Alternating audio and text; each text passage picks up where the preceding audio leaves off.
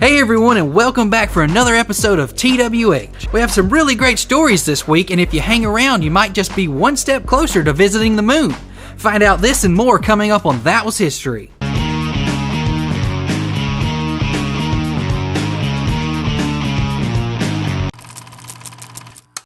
Alphonse Gabriel Capone, known better as Al Capone, was an American gangster who led a Prohibition-era crime syndicate. The Chicago outfit, which became also known as the Capones, was dedicated to the smuggling and bootlegging of liquor and other illegal activities such as prostitution in Chicago from the early 1920s to 1931. All this smuggling would bring in a huge amount of money, that of which Al Capone would evade paying taxes. On May 4th of 1932, he would begin his life as convict number 40886 in the Atlanta Federal Penitentiary, serving 11 years for income tax evasion. This, simply put, is evading taxes illegally, and as you can see, it results in a high price that has to be paid. Over the years, there have been countless inventions that have helped take mankind into the next development age. From the Renaissance all the way to the beginning of the Industrial Age, becoming more efficient and improving the quality of life have been huge priorities. Speaking of the Industrial Age, many of the cities in continental Europe would enter this age shortly after May 5th of 1835. On this day, King Leopold would open the Brussels-Mechelen Railway. This was the very first railway on the European continent, and it would become the hub of the Belgian railway network. Due to this, the metalworking industry boomed and many people benefited from the railroad system. Unfortunately, the Germans took notice of this as well during World War II and used this railway for their infamous Mechelin transit camp. This helped speed up the deportation of the Jews and other undesirable people to various extermination camps. Despite this history, the railroad system remains and has continued to be a valuable asset in transporting materials, goods, and people. So when I say the British East India Trading Company, what comes to mind? For me, this is the clip of the Pirates of the Caribbean. Well, it was during the late 1500s that the Europeans would travel the world exploring for new lands in search of valuable new commodities. Well, December of 1600, Queen Elizabeth would grant 200 merchants a royal charter granting them the right to trade in the East Indies. They would be known as the British East India Company and go on to be so powerful and so wealthy that it would help turn Britain into a global superpower. Later on, towards the early 19th century, they would even develop their own army of around 200,000 men. In 1857, there would be a rebellion of the Indian Army, and the British had to send in support from England just to put down this rebellion. This would lead to the disbandment of the 34th Regiment of the Bengal Native Infantry on May 4th of 1857. Sepoy Mangal Pandey of this regiment had earlier revolted against the British and is considered to be the first martyr in the War of India's independence. Inevitably, this would lead to the total dissolving of the British East India Trading Company. Here on That Was History, we talk about the World Wars a great deal. They were both very big events in our world's history.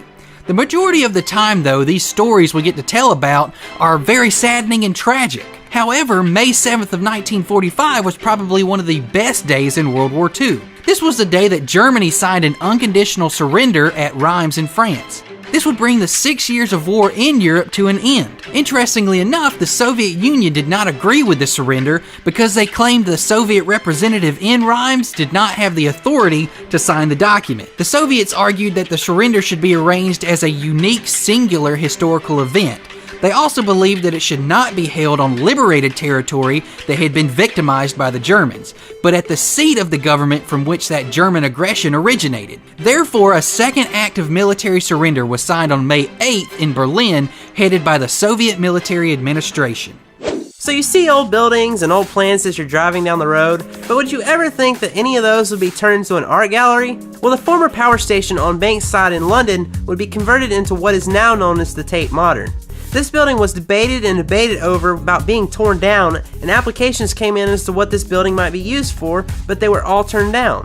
Well, the BBC came up with a TV show known as 1 Foot in the Past, which focused on the impending threat to the building. After this, their application for the building would be accepted, and they would undergo the reconstruction from 1995 to 2000. The Tate Modern Art Gallery would officially be opened by the Queen on May 11th of 2000. This is the world's largest modern art gallery with 84 galleries on 3 different levels. Now, I've been to a few art galleries over the years, and they're small compared to the 84 different art galleries that this one has, and it's a must-see. How many of you have ever looked up at the stars before? They seem infinite in number and scattered out everywhere in our galaxy. It's kind of intimidating, but at least we can find comfort in the moon. Earth only has one moon, and we can typically spot her without much effort. If you're like me, you have probably dreamed about visiting the moon. Astronauts have accomplished this feat multiple times and have learned a great deal about this natural satellite. In order to travel to the moon, I suppose you would have to calculate the distance. How are we going to do that? It's not like we can stretch a measuring tape into space. This is where the Lunar Laser Ranging Experiment comes into play. On May 9th of 1962, a laser beam was successfully bounced off the moon for the first time. It was reflected back to Earth off of retroreflectors planted there during the Apollo programs. So how does a laser help us? How about we let Smarter Every Day and Minute Physics show you this one? After all, they're the science guys. We just tell you the history. Check it out. This corner reflector is so precise, I can set it here on this bridge, go all the way upriver to the next bridge, hit it with a laser, and I'll still get a reflection even though it's snowing. Check it out. What are you doing, Johan? I'm warming up my laser. All right, and why are you doing that? Get it to the right temperature, because it's very temperature sensitive. Oh, okay. All right, can you ping the reflector? There it is. Clearly, you're getting your return. That's what, like 500 meters away, would you say? 350. How do you know that? I counted steps. Okay, so here's the question. If Johan is able to get a really good reflection at 350 meters away in the snow with a handheld laser that he's having to blow on to keep alive, then what are we able to do if we put a high precision laser reflector on the moon? In fact, that's what Apollo did. What was it, Apollo what? 11, 14, and 15. Apollo 11, 14, and 15. They put retroreflectors on the moon, and we're still using it for experiments to this day. Right.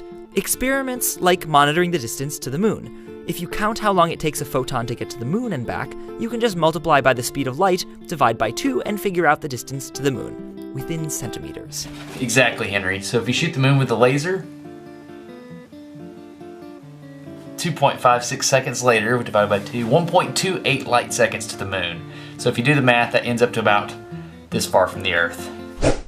Christopher Columbus. He is the man we know that thought the world was round, and he was not afraid to sail off the edge of the world. Many were skeptical and thought that he and his crew would fall off the edge. But we all know that he sailed the ocean blue in 1492. Well, several years later, on a second journey of exploration in the New World, Christopher Columbus would sail to visit the Cayman Islands on May 10th of 1503. He would name them the Las Tortugas because of so many sea turtles that were found there. A fun fact for you is that during the 17th and 18th century, these islands became a stopping point for vessels as they would catch the turtles and keep them alive on board as a source of fresh meats for their means of survival. That's going to do it for the 7 historical events this week, guys. Unfortunately, we didn't have any quirky ideas that we could use in this particular episode. I want to encourage you all to keep submitting ideas. We will implement your funny ideas in our show and let our viewers know that you helped us make a segment of That Was History possible. If you guys would also follow us on Twitter and like us on Facebook, you can find the links below. And if you haven't subscribed yet, please hit that subscribe button off to the right of your screen.